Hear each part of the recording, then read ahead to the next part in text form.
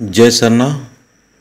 सुंदर नगर है हाल रांची में 15/10/2023 को झंडा बदले एवं आदिवासी सतप्राकृति सरना धर्म प्रार्थना सभा के अगुवाई में प्रार्थना सभा का आयोजन किया गया है। मुख्य अतिथि के रूप में धर्म माँ सावित्री उरांव, अध्यक्ष सुखू उरांव, जिला परिषद लक्ष्मी उरांव, उपाध्यक्ष अनीता उरांव, धर्म भाई शुक्र मुंडा जी, हरीश उरांव जी और मंगू उरांव जी भी आ रहे हैं।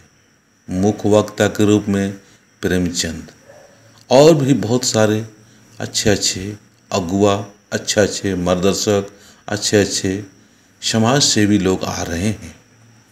आप सभी से निवेदन है कि सुंदर नगर है हाल रांची में 15/10/2023 को सुंदर भाव, अच्छे भाव और बहुत ही नेक इरादा के साथ में पहुँचे और रांची आसपास में अपने धर्म से बिखरे बिछड़े और अन्य धर्म में रुचि, दूसरे धर्म में जाके अनाप शनाप मनोभाव हो चुका है, उन सभी को ठीक करने के लिए आज सत्य की राह दिखा रही है आदिवासी सतप्राकृति सरना धर्म प्रार्थना सभा। उनकी अगुवाई में प्रार्थना सभा का आयोजन किया गया है। आप सभी लोग जरूर से जरूर आने का कोशिश करें।